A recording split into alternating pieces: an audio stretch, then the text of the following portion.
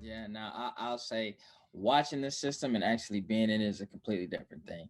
Um, on the basketball side, you have Coach Mike Waldo, Hall of Fame coach, but there's that reputation of how hard nosed he is. He has his ways, um, and you either gonna follow it or you're gonna get lost, right? Hmm. So you have that aspect, but then you have the complexity of learning the game, right? Within that system, the different plays, the different sets, the way you do things, man. Let me tell you that Coach Waldo ran that Edwardsville program better than some college programs, flat out. You know what I No mean? doubt. Yeah. When it comes to X's and O's, I've I don't know too many great minds in the game of basketball that knows what they're doing like that, man. Mhm. You know what I mean? So coming into that, man, that was a challenge on its own as a young freshman, and that learning curve. You know what I'm saying? Mhm. That's just like with every level. When you enter a different level, it's that learning curve. You got to adjust to the speed, the coaches, the system, all of that, man. So it wasn't no easy transition. It was tough. I had to earn my way in there. So just talk about that. Like, so I mean, because you a point guard, you the quarterback, and if you run in that system, it's a lot that you have to be responsible for. So what were some of the things that you guys did in order to just prep you for it, and then to just like learn the different levels of it? Because I know you said it was a learning curve, but just talk specifics just a little bit if you can. Man, uh I remember being a freshman, and up until probably November, I was playing JV mostly. And then some of our guys got removed from the team, and I was like the next guy up, right? So I remember one of my coaches coming to me during school and was like, try to get my mind right. You know what I'm Mm-hmm. saying? Like, yo, these dudes are out. You're gonna be next man up. So get your mind right.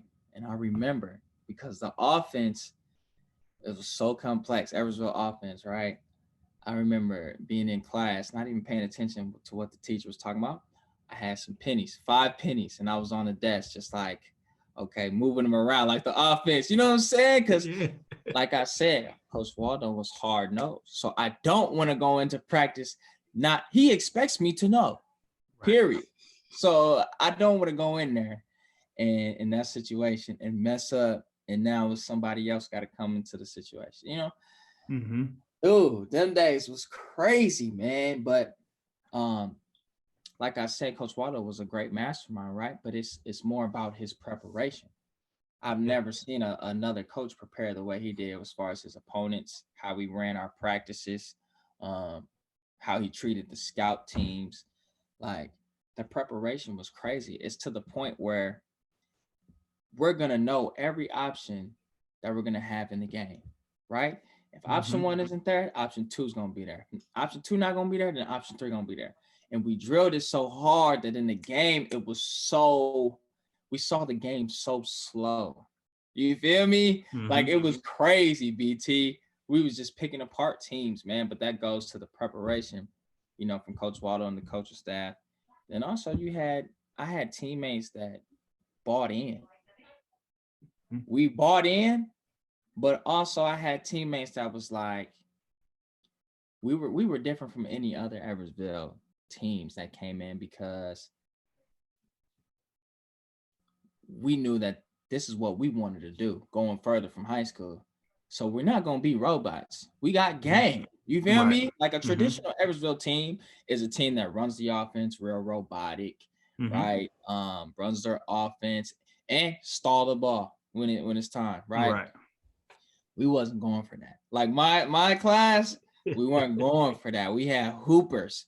So, I think that was the first time that Coach Waddle got a team like that. That was just like, yeah, we're gonna run your stuff. But Mm-hmm. look, we also looking for the play to break down and we get to it. Mm-hmm. So yeah, man, that's what I would say. And talk about that. So you're saying that a coach is coming to you because I think what like at your freshman year you guys were like right around 500. So having a team like basically having to go young and kind of invest in the future. Not too many programs and even not too many coaches can wrap their head around, look, I might have to go young. We might have to take these lumps early, but it's going to pay off. Did you guys sense that, like coming right in? Did you understand thinking long term to, wait, we may take some lumps now, but we may have to go through this adversity to come out on the other side of it? Yeah, yeah. My freshman year was tough, man. We had some bumps in the road, and the guys, the playmakers a year above me, they also knew that when the time comes, like that following year, it was go time. You know what I mean? We kind of used that year just to get our feet wet, some experience, varsity experience. And then when that next year rolled around, we knew the offense, we knew what we was doing, we knew we could play. That's when it all came together, man. It was crazy. It was a quick turnaround. And I think that also came with the coaching staff realizing, hey, we like you said, we were around 500 this year. We know that these dudes are gonna be older, wiser. So let's kind of change up the coaching style just a little bit to make sure that they're successful. So yeah. So then you go on a run, and I think, man, your senior year, man, y'all win 30 games, man. Like that, that's crazy. To some folks kind of had a mindset on, look, it's a success if we win 20 games, but then having the mindset of saying, look, man, we finna, man, go for it. And I think your junior year, you guys finished third at state. Talk about that reaching that accomplishment, but then knowing that I got another year too to try to get it done. So talk about junior year. Man, junior year was so we go from that freshman year, right? And then sophomore year, we elevated. Sophomore year, we were one game away from going to state, right? So coming back into my junior year, that whole team was like, we didn't got far. Super sectional, that's nothing. We trying to get to the big dance. So junior year it was tough. I had Garrett Covington, Trey Harris, Amon Fletcher, right? We was all just locked in, man. And we knew what we could do. We knew that this conference really, at this time, the conference couldn't do nothing with us. Our minds from the whole get-go, that was our goal. We got to get to that state tournament. So, like I said, BT, we had hoopers. This is not no ordinary Edwardsville team. Right. So we go through the conference, and me that year, I had to kind of play. I had to play it smart from a leader standpoint, right? Because I dealt with two strong-minded individuals in Trey and Garrett. You know what I mean? Both wanted to be successful. Both taking majority of the shots. You know what I mean? Sometimes bickering at each other. So I was that person in the middle, try to make everybody happy. And as a point guard, that's a very hard job. Not a lot of people know, what that takes to keep all that together. Right. Because if you in that instance, if you have a point guard that's like, well, these two getting their shots up, they getting their stuff off, I'm getting mine off. It's not gonna work. It's not gonna be peachy. You know what I mean? So I had to find that balance of, okay, let me get these assists, you know what I'm saying? And staying aggressive, you know what I mean? And balancing that. But that year to get to the state tournament was crazy. I mean, now we in Peoria, we in the elevator with Jabari Parker. Because, Simeon, they win 4 years in a row. Yep. So we like, damn, we here. We done made it. This is, I remember vividly on a school bus in like 5th grade with those guys, my teammates. And we like, man, when we get into high school, we're going to go to state. We're going to do this. So this is already ingrained in us from a young age. Like, I swear it was already written when we said that. You know what I mean? That's where our minds were at. So that, to do that was an experience. Senior year, senior year, that was really like, it's time for me to break out. It's time for me to break out. Because one thing, not to interrupt, but one thing that I used to always just notice, just like you just talk about, like your junior year playing with the talented guys, but still being efficient at what you were doing. So it was just like, you're not taking ill-advised shots. You're not just coming down, going for yours. And it's like you ran that program like a well-oiled machine. And then when you get to your senior year, it's just kind of like, look, I got to just show you what I can do. And at the same time, still be efficient, still be aggressive. But I'm about to hoop and come out of my shell. Facts. And that whole, it was like I had so much to prove, and I never played like I have to prove to this person, this person, this person. It was always a fight versus me. But at the same time, I had a lot of people saying, well, these people graduated, they not gonna let Tree rock out like this, and they're not gonna be as good as they were. I'm like, yeah, all right. I also had people like, my peers, they're getting a lot of attention from different coaches and stuff like that. And so now I'm like, I'm playing with this chip. You feel me? And so I remember in the summer, those team camps, we played in SIUE, right? And I just went crazy on St. Louis teams too, just went crazy. Everybody wanted to come watch Edwardsville, see what the noise was about. And man, that senior year was probably probably one of my favorite years of basketball, man, because those guys that I was playing with, we all felt the same. Like, don't nobody believe we can make it back to where we were.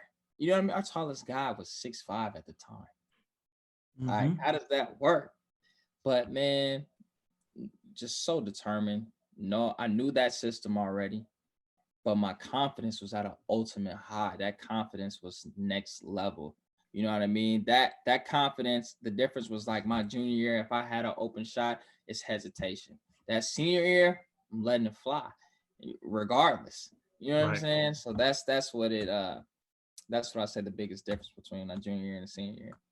And then and plus it was like you have, and I felt like the Edwardsville teams, man, they always worked extremely hard. Like it just seemed like it when we used to come in to play you guys and just watch, even in like the shoot around, how hard you guys went. And like you said, it was basically like a college exhibition being put on right before games. And I'm pretty sure it was like that in practice, that everything was ran just like a college. So when you about to make that transition, it's just kind of like, man, I've been going through this for so long. I know how to prepare. I know how to work hard. It's just about me just playing, not even thinking about it. Yeah, and absolutely, man. When you talk about that transition into college, man, because of Edwardsville, I already know, what's supposed to happen before a certain play develops. Like a big man setting the screen, I already see the slip happening before. You know what I mean? Or, a lot of Coach Waldo would emphasize players doing the little things, such as setting screens. You know what I mean? Talk about it. Yeah, no, that's College huge. program, man, look, they barely know how to really set screens. You know what I mean? Until it's told to them, okay, when you set this screen, you're not, if he doesn't get a shot, you might be open. They don't know, you know what I'm saying? Until they're told that, what's in it for me. You know what I mean? But those little things are what makes basketball teams. If you can do those little details well. And that's what I learned at Edwardsville. So talk about that transition to college. So you spend your first couple years at Missouri State in Springfield playing for Coach Luss, and it's crazy that Coach Luss was my college coach in college. And so talk about just going into your college years. Like you finally here, you go through, the getting adjusted from, like you said, the levels of it, speed of the game. You go from high school to the speed of the game in the Missouri Valley. So talk about that experience, your first couple years at Springfield. My first year at Springfield was up and down. We had a lot of guys, upperclassmen, that had injuries. And so there were certain instances where I got a chance, my first game where I started was against Wichita State, and it was on ESPN2, and they were like 10th in the country at the time, but we only had 7 players. Now, 7 players going into the 10th team in the net, come on now. But 7 players in college, though. Exactly, right? So I remember, man, I'm playing against Fred VanVleet, and that place, and Ron Baker, And so many of the guys, man, they were just cold, And it's right? jam packed, and you can't even hear the person next to you because it's so loud. You can't hear at all. And as a young freshman guard playing against their veterans at this point, such a humbling experience. I had to play all 40 minutes, just non-attack. You know what I mean? Like, but overall, I had freshman hurdles where there was some games I didn't see the floor. You know what I mean? And I'm like, man, what is this? What is this about? But I had to take that, you know what I'm saying, and learn from it. Sophomore year, beginning of the season, I tear my hamstring, right? So I partially tear part of my hamstring, and I had to sit out all year, right? And that was tough. Uh, you know, it got to a point where, how can I say it? When they say, when coaches stop talking to you, that's when you should be worried, right? Got to the point where, like, I didn't feel like I was being cared for during that time, because I just felt like, they wanted me to play so bad, but I could barely run. You know what I'm saying? Right. And so we got to a point where, this is the reality of the business of college basketball, where they decided not to bring me back the following year, right? Because they felt that, as far as skill level, every other guard was better than me, right? Mm-hmm. So, during that time, I was hurt. I didn't know what was going on, and I'm coming off an injury. Like, by this time, it's my sophomore year, at the end of March, where I'm like, okay, I done got another year. I haven't played all year. I'm ready to go, right? So, And then, so do you think this is your first stage of like really like facing adversity, doing like your because this is probably like the first injury that you've had related to sports. So now you have to juggle, going over having that, that them freshman ups and downs, coming into sophomore season with an expectation, because freshman year you guys didn't do all that well. So you coming right in thinking like, look, man, I'm gonna hit the ground running. Here it is, and then I have a setback. Okay. So now you you have some time to kind of see what the business is like, and where it's kind of like, what have you done for me lately type atmosphere. And if you're not able to perform, then you really like, you're not, I mean, you can't do anything for us right now. right. So is that your approach at this time? Yeah, man. And I'm 19. So I'm like, what is going on? Do anybody care? You know what I'm saying?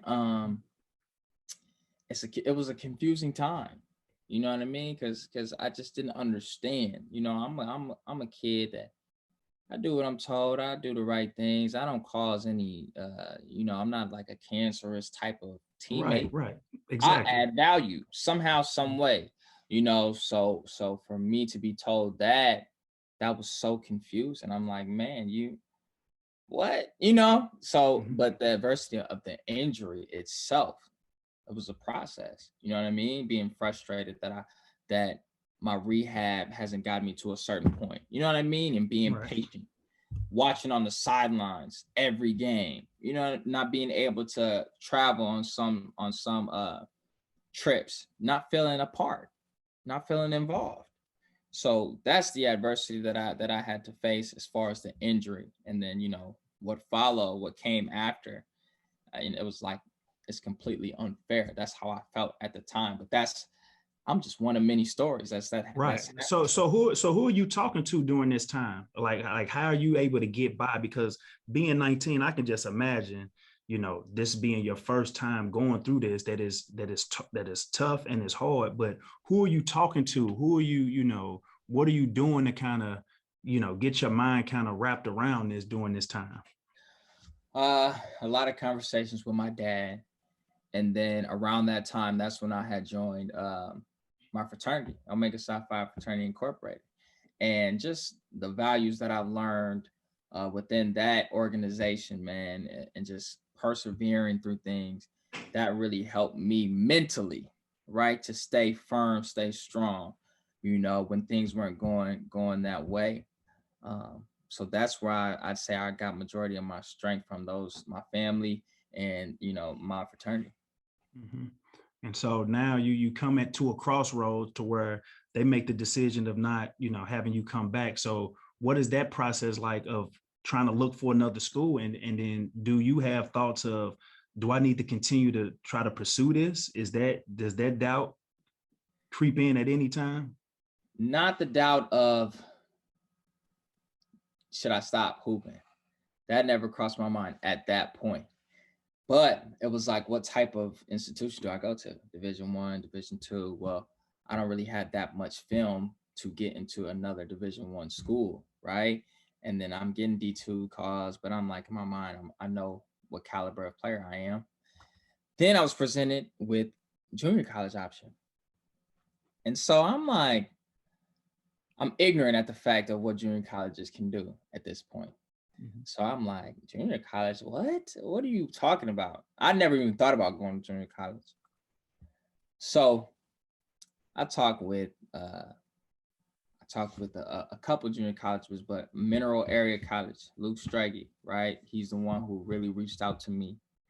And what got me was like, he had done research on me. You know what I'm saying? Already, he had been following me from high school and really put in the effort, made me feel wanted, and just broke it down and say, hey, you sacrifice 8 months of your life, right? Come to this junior college, you're going to be out there back where you want to be. So I was like, okay. But at the time, I felt discouraged because, once again, I told you I was ignorant. So mentally, I'm like, oh, I'm going from a Division I to a junior college, like I'm downgrading. It was a humbling experience. You know what I'm saying? Hey, man, I tell folks all the time, like, our situation are a little different. Mine was based on grades. I didn't take school serious in high school. So it was never of a sense of, okay, why should I take this school over this school? But I grew up trying to be educated on all types of school. Hoop Dreams is one of the movies I still show to this day to all my team. So me having that knowledge of, okay, this is what you do if you're not able to make the grades. You go to a junior college.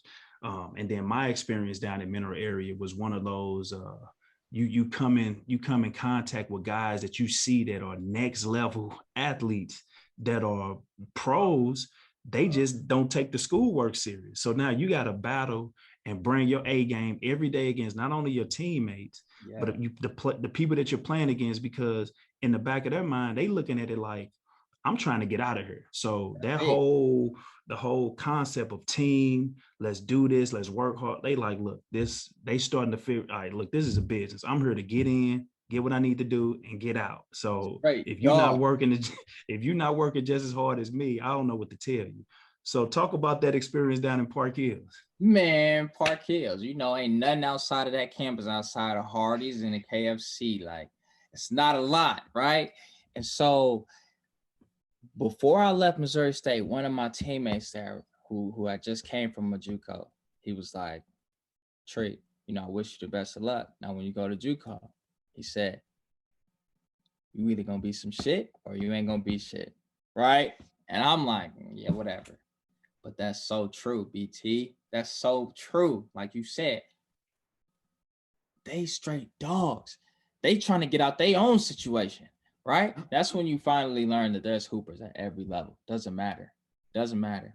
Now, Mineral helped me become a leader because of those aspects that you said. People coming from all different facts of life, and you might have the guys that's don't have the grades, dudes that have behavioral problems. You know what I mean? You're dealing with all that. So now you on the court with these dudes, and every day, it's damn near a fight every practice, right? So you got to hold your own. And, for me, I got respect from just how I carry myself. You know what I mean? Regardless, I'm going to be me. Now, at first, you're going to get tested. Like, who are you coming from a Division I? What can you do? You know what I'm saying? Yeah. It's crazy, man. But let me tell you, that was probably one of the most fun times of my life because everybody's in the same situation, just trying to get out, right? So you got to make your fun with your teammates. Now, on the basketball tip, love my team. We had like one of the best starts in school history. Like 20, we got to 25-0 at some point before our first loss. But man, JUCO was it's an experience people have no clue about until they're in it. You know what I mean? Or they come from that. Yeah, nah, it was tough. And like I said, I did 2 years there to where my first year was me converting from in high school. I was a score first guard, right around the time where people, they talk about combos and this and that. It was one of the things that I was just a hooper. Like I played whatever role you need me. If you need me to bring the ball up, set the play up, you need me to do this, I just played. So my first year, I was able to lead the conference in assists, which was something that, I was always known for being a shooter and a scorer. So I go from my first year being basically like a setup guy and assist guy, and then come back my sophomore year and able to be in like the top in scoring in the area. And so it was one of those things to where, okay, now I'm showing everybody a complete game, to where it's just like, it's not a fluke, but like you said, it's cutthroat pretty much every single night. And even in practice, because it's one of those things to where you're going to have to knuckle up. You're going to have to, prove your worth in practice. Like I didn't even start. And it was another thing that even like, I like telling my kids to where it's not about if you start the game, but does that coach have confidence in you to put you in the game in the end when it counts? And so that was a lot of growing up that I had to do, because, up until that point, I started every game, played the majority of the minutes. Now I'm in JUCO to where I'm coming off the bench, but at the end of the game, my value is shown because, hey, you need me out there to win. And so same with my sophomore year, you need me out there to win. And now I'm able to take my game to that next level to where, Division Ones, school. I was a JUCO All-American based off me just playing hard, and not having like a definite type position to say, all right, he's a shooter, he's a scorer. Nah, you just put him on the floor and he make things happen. But talk about that attention that you started to get after you guys have a crazy start to the season. And now all of a sudden you're on the national watch list of top teams, top area teams, or top national teams. Man. So it didn't happen for me right away. Mind you, I hadn't played in a game for a whole year at this point because of my hamstring. So it started off slow, and I was so frustrated because I just I want to get back to where I need to be, right? So when it wasn't going that fast, man, I started to get discouraged. And that's the first time where I really was like, what am I doing? I don't even know if I want to hoop anymore, right? But then I want to say around December, this point, I started I don't know, everything clicked, everything started falling together. Now I'm getting like, 5 straight 20 plus games, and we clicking, man. I had great teammates. A lot of them had committed early, and I bet you they regret it, because we in the fall, our open gyms, we having coaches come through, and they committed early, probably just afraid because they don't know what's going on. Right. We winning like 25. Oh, everything is good. We, you know what I'm saying? Like, it was crazy. I'm hitting game winners at Three Rivers, and Mineral versus Three Rivers, that's a big one, right? Yeah, we go against Moberly, who at the time they were like 4th in the country. We were 6th. Packed house, man. Like standing room only. We getting to it. You know what I mean? We got all the way up to like 4th in the country. And then we lost our first game, and then that's when that adversity hit, man, where it's just like you see guys who who don't know how to handle a loss. Now they questioning everything, and that's when we just broke down when it came to regional time, man. But man, that team was so gifted. That's why like a lot of those guys, a lot of my teammates I had, they're overseas having success right now, man. That team was crazy.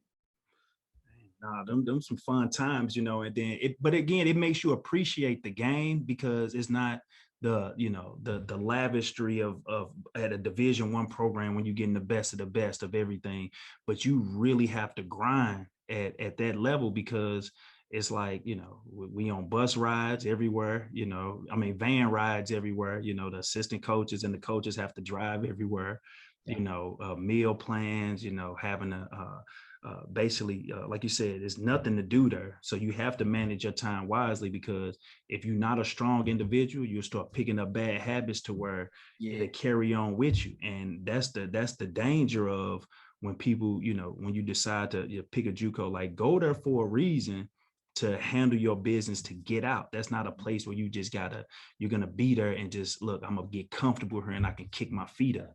Nah, because once you start picking up those bad habits, and then it can stay with you, and then it can carry over to the next place that you may go to where you're not there for those reasons, and it could break you to a point where my fault, BT, not to cut you off, but JUCO was a very very pivotal moment in a ball player or athlete's life, because if you plan, because like you said, you can't get comfortable. You have to have aspirations of going further. But what you do there, that can alter the rest of your life of where you're trying to go. Being that time, that little time frame of 2 years or a year, that's so pivotal, and you have to take that serious. And that's the problem that a lot of junior college kids don't really, they take for granted. Like that last chance, all of them, that's real, man. It's real. And I'm glad they starting to get a light being shined on that, especially from the basketball portion, because you start to see guys who they were here, All-Americans, name in the lights. Now you got to go back down here and grind your way, and it makes you realize, like, look, am I really built for this? And it's hard to say, look, I want to be a professional ball player when you can't handle this type of adversity just to get you back on track for the rest of your life. And so talk about so you transition out of Mineral, you go to Central Michigan, where every program you've been in, like you said, you've added value to the point where you shine no matter what. So talk about your experiences there. So Central came about the end of May or April, right? Finishing up my JUCO year. Central was a perfect situation for me because the leading scorer in the nation had just declared for the draft from Central, right? Marcus King. And so they had a backcourt, Marcus King and Braylon Racing, that was averaging like close to 50 points a game, right? So they're gone. That point guard spot is wide open. Coach Keno Davis and along with Coach Garderman, man, they really made it known that, hey, I got the keys right now. As soon as I come in, and what type of situation, can you ask for? It's better than that. So, I came into that and just humble. I'm not one of those guys I want to come in and just take over and say, hey, this is mine, man. Forget all of y'all. No, because at the end of the day, there was a culture that's already been set there before me, which is a great culture. That's why I decided to go there. And so it's about, what can I add? What value can I add? You know what I mean? And I had great teammates there. We had a great team of upperclassmen. That's what made everything go smooth. But I was able to flourish and reach my potential and to reach that potential on a Division I level, after what I had just been through to get there, man, that was everything. That was everything. Yeah, no, because people don't understand how hard it is to reach, like you said, reach that level at a certain point to where, man, you can score on as many points as you can in high school and all, but when you're at that D1 level playing on that stage, I don't care who you playing against, that stuff is tough. That stuff is hard. And if you're able to do something like that, you're a special player. Then it hats off to just the hard work, because that just doesn't happen on just a normal person. You think that you go to the Y, you go to some little rec league, it's hard to score 20 on playing against them type of guys, but then to do it at that level where guys it's a business, and then you flourishing at that. How did that make you feel? And then what was the thought process going into that?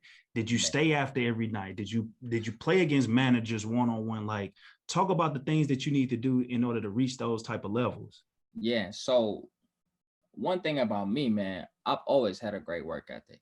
right? Working out before practice or after, that was never a problem. That just seemed normal to me, you know? And so it's all about the mental approach at that point, right? Getting yourself, where do you see yourself throughout the season? And I remember when I had my first, like, damn, I'm really here type moment was when we had played Michigan, right? I want to say like early November. And, I'm playing with Michigan born kids. So they've grown up looking at Mm-hmm. Michigan or Michigan State. So now we in Ann Arbor. And I remember, I think that there was like a dead ball or something. I just looked over. And it's Jim Boeheim. I'm like, yo, you know what I'm saying? Like, I'm playing against Jim Boeheim. It's right there. And I remember that game, man. We lost by like 7. We could have won that game.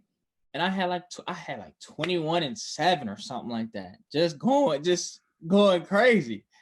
I'm like, wow. You know what I mean? Just to get that attention. But it was also like a reminder from everyone who I had felt like forgot about me. You know what I'm saying? Through that whole journey, like, oh yeah, Tree's there he's doing business. And then here's the full circle moment, man, BT. We went to the Great Alaska Shootout in Alaska, right? Now I had went there my freshman year with Missouri State. We won the Constellation Championship. Barely played, but that's what happened. So I'm at Central and I gotta go there again. Like, I don't want to go to Alaska. You feel me? But we go to Alaska with Central. We end up winning the whole thing. And I get most outstanding player at that tournament. Now that year was the last tournament for the Great Alaska Shootout, which is the oldest Thanksgiving tournament, right? So for that to happen and come full circle like that, man, that's nothing but God. That's tough, man. That's tough. So so how did you start getting your mind wrapped around what would be the next step? Because I mean, everybody has aspiration of playing pro, and then if you're locked in, you know that okay, I can play pro for a certain amount of time, but then what is life going to be after that? So how did you start getting your mind ready? Because at this point, I mean, pretty much, and you're a hooper. Everything is you basketball, locked into basketball, tunnel vision, basketball. So how did you start thinking about what are the next steps going to look like? So towards the end of my senior year, right? I was like, I got to a point where I was just thinking, like, after this, I'm gonna have the opportunity somehow, somewhere to play. But then it's like, do I really want to? That's what I had to, face myself with, because through all those trials and tribulations during college, man, it was a grind. It was a grind. It's like, do I want to continue to do this? And at the time, entertainment had entered back as far as like a passion of mine, something I wanted to get back to. So mentally, I was kind of torn, right? And when we finished my senior year, when we finished our last game, I didn't know what I was gonna do, BT. I'm like, man, I'm a hooper, but like, do I really want to go? You know what I'm saying? Have this opportunity. Yeah. So it's tough, man. And what I will say is, when you get to that point, you have to really love this game of basketball. You have to, because and granted, I had the opportunity to go overseas. Before I would get into that, for the hoopers that's thinking about that, going professional, you better make sure that your heart is in the right place and that you really want to do that, because that's not for the weak at all. And I'm not even talking about just hoops. I'm talking about outside. Right. A lifestyle, a whole mindset has to change on, especially, if we come from the, like, not inner city, but we come from, having our minds and just, being locked into our every day-to-day life. Now you have to change everything that you've known your whole life to switch it and learn something different on top of continue to work at your basketball game. And then you may have to start off at the ground level and work your way back up to grind all over again. And your heart may not be into it. And I used to always tell folks, the moment that you start dictating basketball on making it a monetary value to it, you should probably try to get out of it, because you're going to be doing it for the wrong reasons. If you're trying to do it to make money, you should do it for the love of the game. And just because you look, if I love it, man, I don't care if what we playing at, who we playing against, I'm gonna do it regardless, you know. And I think we have that to a degree once we start getting up in age, but at the same time, to make it a career, like you said, your heart have to really be in it. So just talk about that real quick, just making that transition to pro basketball in Europe. And you were playing in what, Eastern Europe or Northern Europe, or like Russia? Yep, the Republic of Georgia. So that's between Turkey and Russia. Small little country. You know, at the time I got the call, it was probably like late September. By that time, like I said, I was torn because I knew I wanted to get back into acting, but I could still hoop. I was still in the gym every day. And it got to the point where I was like, man, I needed a call. If I don't get this call, I'm done. So I got the call, went overseas, man. And that was really my first experience of really being on my own. You know what I mean? Growing. I had so much time to myself to just reevaluate what I wanted to do. And let me start off by saying Georgia, great country, great people, not a lot of Black people. So you get a lot of looks, right? But it's not no racist looks. Like we know what racist look like. It's more so interesting. Like, who is this? You know what I mean? And so those people are so generous, man. They just want to make sure you okay. Like, it's disrespect to them if you're in a taxi and you try to give the driver a tip. Like, that's disrespectful. That's crazy. So I got a chance to learn a lot being in a different country, learning different customs. I love that. You know what I'm saying? Embracing different countries. Had a chance to go to London and Amsterdam. Now on the basketball tip, right? Different rules, different style of play. And it's a rude awakening. They not calling fouls, especially for not no American. It's over with. You got to play through all of that, man. So on the basketball tip, it was cool. I did fairly well. I didn't start coming into my own until like right before I left.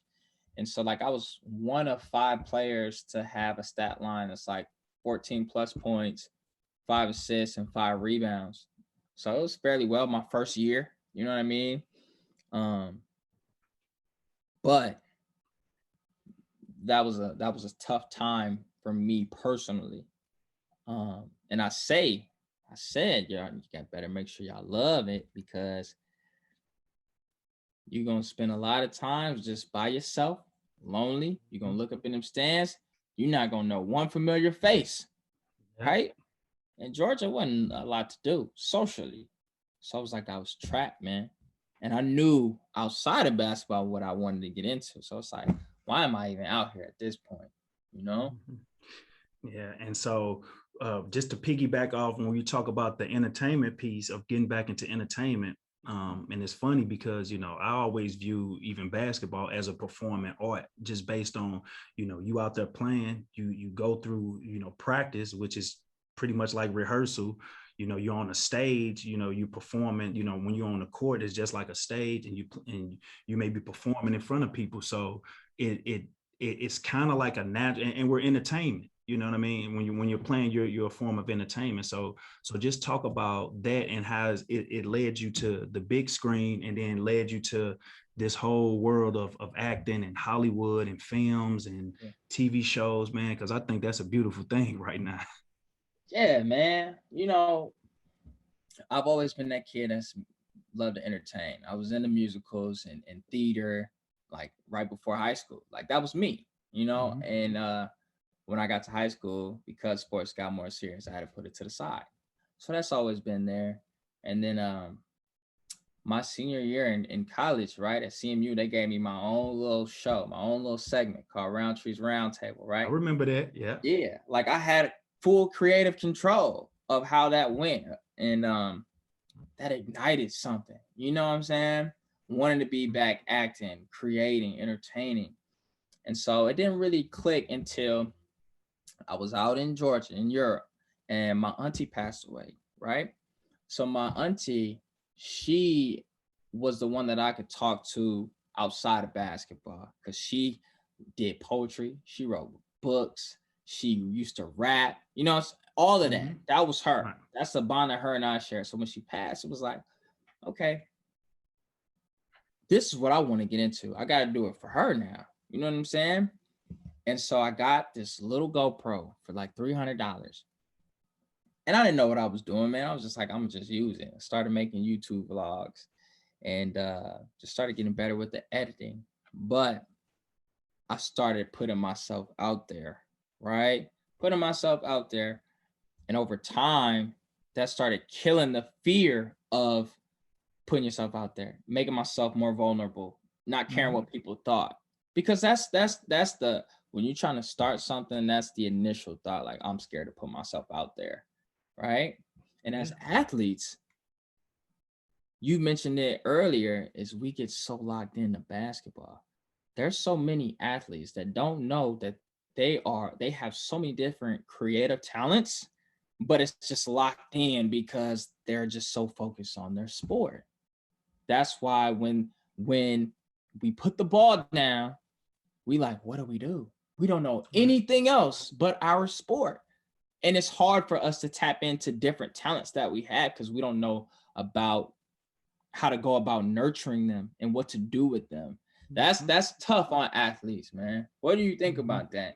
No, I mean, that's pretty much where I kind of started this. Is I've always been a creative person, whether if it's, and basketball is a form, you have to have some type of creativity to come up with moves, finishes, way to shoot. So I've always been that type of person growing up to the moment I see something, I know how to, okay, let me go out here and practice this type of move. I just saw this person do, and just being real creative and just being in that space. And so having basketball be my creative outlet. When you start to get older, like you said, you can put yourself in a box to where you can play basketball, but that shouldn't define you, who you are as a person. And I learned that at a young age, having family members always tell me like, yeah, you play basketball, but don't let that define you. Don't let that define you. And so just being able to do other things and wanting to do other things. And so when we were shut down, because COVID kind of put a wrench in everybody's plans, I was at a crossroads where I'm trying to figure out, okay, what do I have to do to kind of stay motivated, to kind of stay locked into the basketball world? So I want to reach out to folks like yourself, my old coaches, people who I know that's been around the game, and kind of pick their brains to say, hey, look, what are you guys doing? How did you guys get over this hump? Because what you start to realize is that, we have these conversations maybe on the phone or, but being able to put that out for other folks to hear it. And it's kind of like therapeutic, because it's like, man, I know about that story, but I didn't really hear about it in full detail. I know about this person, I didn't know this person was like that. And so giving people an opportunity to kind of, have that conversation, us to kind of talk, give folks like their roles is why they're still here, one of those type of things, but just not being locked in a shell to where you can't do anything else. And so that was my whole approach. And like I said, in doing something like this, because you start to realize, like, man, I can do this, but it's getting over that initial fear, and when you start to realize, like, man, people actually want to hear that, and people actually would like to hear you do more of these, and so that's been, me trying to just keep going, reaching out to folks, saying, hey, you mind getting on camera? You mind getting on here to kind of tell your story? And, people love it, and I've been, picking up on it. And so, like I said, I just wanted to just make sure that I got over that initial fear, fear of hearing yourself first, because that's big. And I'm pretty sure with you on camera, seeing yourself do these things and making yourself vulnerable to the point where, just let me manifest even like the characters, get into that role, start reading about interesting people, and then trying to portray that to the camera and telling a story within yourself, within the acting. Is that throwing it back to you on that? Absolutely. Because the vlogs, right?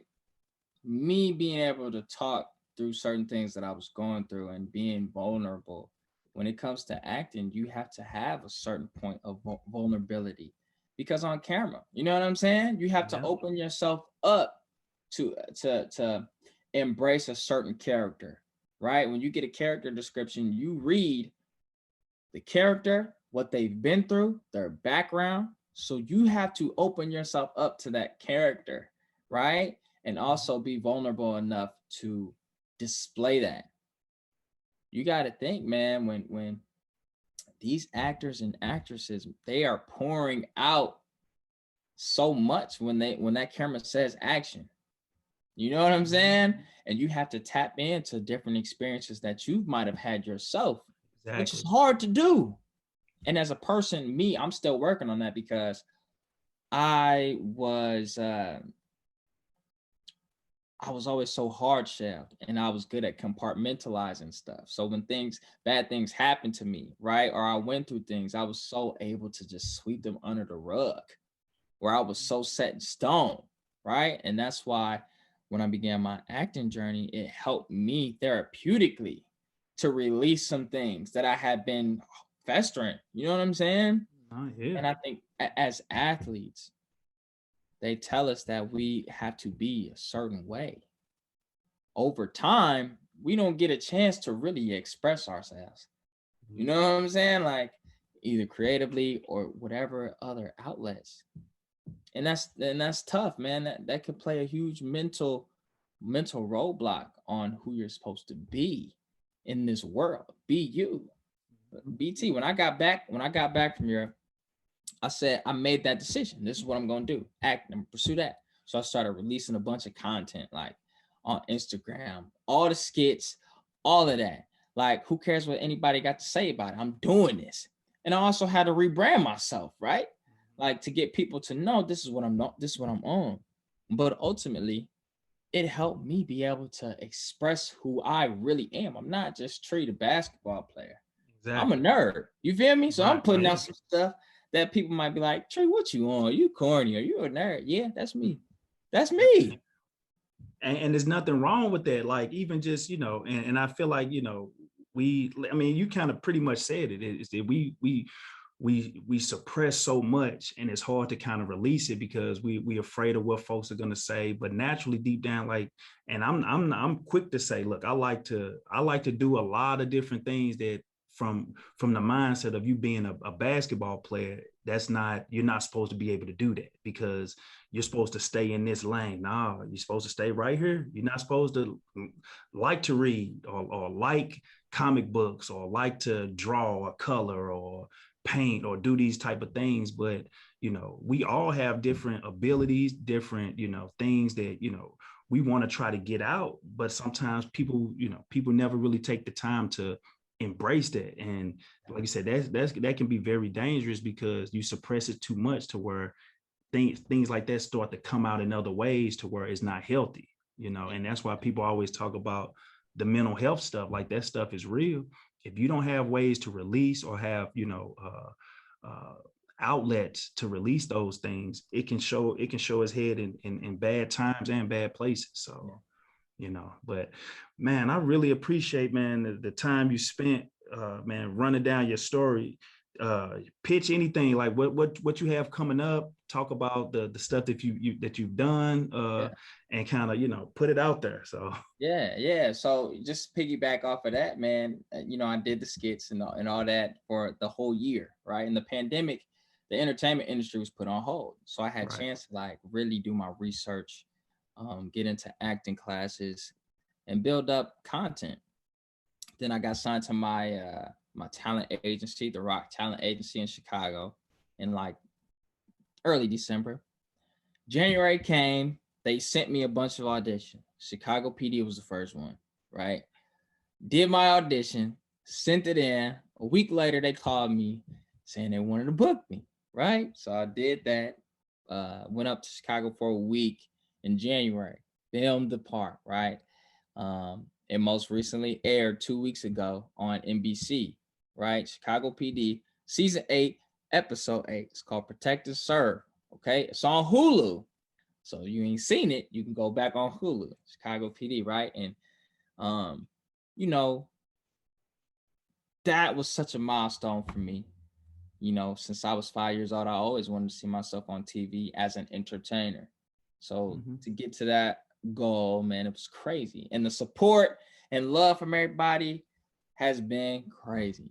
As far as to come, I'm still working. I got to go to Atlanta next weekend to start filming this show.